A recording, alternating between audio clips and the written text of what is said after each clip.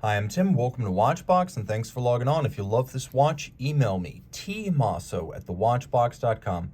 Your purchase and pricing email question line for buying this or any watch you see on any Watchbox platform. Reach out to me directly for pricing. Email tmosso@thewatchbox.com. Today, we're discussing the Lange Sohne Grand Lange 1. Starting in 2003, Lange launched larger sizes of its Lange 1, and after 2011, it pared back that size of the Grand Lange 1 from 41.9 millimeters to 40.9 millimeters, and this is the watch we have right here. So 40.9 millimeters in white gold. You can see that the timepiece is fairly slim at only 9.3 millimeters thick. And from lug tip to lug tip, 49.1 millimeters with a 20 millimeter spacing between the lugs. Now on my wrist, which is 16 centimeters circumference.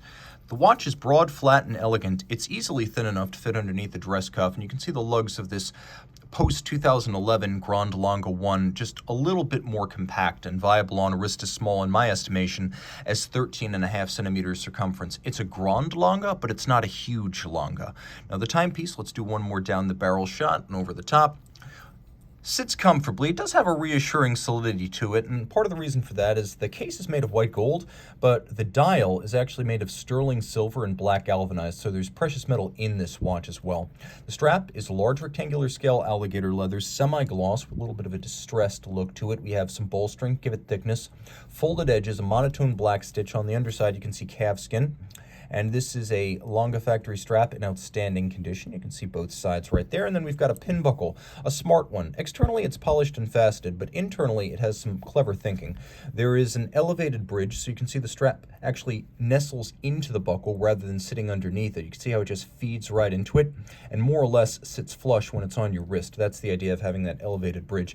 Then there's this little bar that's built in. At first glance, you might not know what that is, but it makes sense when you realize that if you have a small wrist and using the smallest hole or maybe punching smaller ones, sometimes a watch can get very tenaciously attached to a small wrist and the strap gets pinned on the pin, so to speak. Well, this little retaining bar gives you some margin, making it easier to lift the strap off the pin if the watch is buckled tightly. We have a case that's familiar to Lange fans, a little bit of a cylindrical profile of the case, satination contrasting with a polished case back and a polished bezel, satin mid-case contrasting with polished lugs, and then the lugs stepped out from the case band. This is very standard Lange, but no less elegant for it. We've seen this show before, but it never gets old. The bezel has both a narrow vertical portion and then a domed portion, giving way to that black dial. One of the features I like about this watch is that it's surprisingly versatile with usable lume, not just for the time, but also, somewhat oddly, the power reserve. Now the dial is black galvanized sterling silver. The frame for the date, the hands, the hours, and the indices, those are all made of white gold. There's a power reserve indicator over at 3 o'clock. It is a manual wind watch. It has a 3-day power reserve. So you can see it has a power reserve of 72 hours. It says right there on the bottom of the dial. We have up-down display. And then we have, we'll just make sure we're not in the date change danger zone here. Roll through. Nope, we weren't. We have a pusher, so you can rapidly change the date.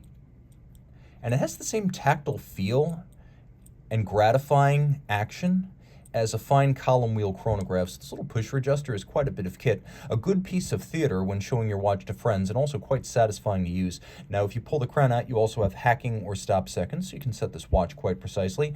And then we have alpha-style hands for the power reserve as well as the hour and the minute. The registers for seconds, hours, and minutes slightly set into the dial. Turn it all over, we have a big, broad, and beautiful movement. You can see that this case was made by FTOR, which is a Richemont-owned company in Switzerland. So if you're wondering why there's a Swiss hallmark on this German watch, that is because the case itself is made at a Richemont company in Switzerland that makes cases for the Richemont Group companies that don't make their own cases. So JLC makes its own cases, Lange doesn't. You can also see that there's a little B inside the buckle. That's because Brogioli, a Italian-Swiss company, makes buckles and bracelets for Lange. Now the movement, this is the Lange Sohne caliber L0951, so it's a movement that includes 3 days of power reserve, 2 mainspring barrels, hacking seconds, the push-button quick-set date.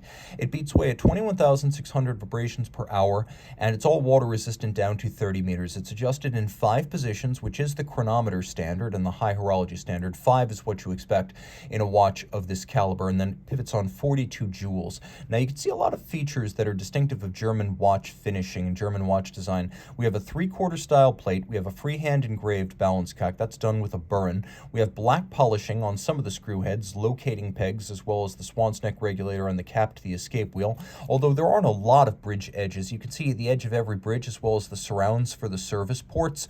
All of that features mirrored anglage finished by hand, and these little service ports allow the watchmakers to more easily get to important components of the mechanism. We also have pivot jewels fitted to golden chaton that are themselves held in place by fired blue screws, and that's important because back in the pocket watch era, you would have movements that looked like this, and the chaton served the function of setting the jewels in the bridge because they didn't have the technology to precisely press the jewels into these bridges, so they put them in chaton made of gold, and then they fixed those using screws. You can also see it's a German silver material that gives it a golden hue. It's not really silver, it's nickel, copper, and zinc, with the copper giving it that golden tone, and it will become darker over time as the watch ages. It won't corrode, but it will become darker. You can also see that there are stripes, and they are abrasive wheel stripes. You know this because looking at them, they're dark on one side, light on the other side. That's how traditional glasuta stripes or Côte de Genève are laid down. If you love this watch, reach out to Team Mosso at thewatchbox.com for purchase and pricing details.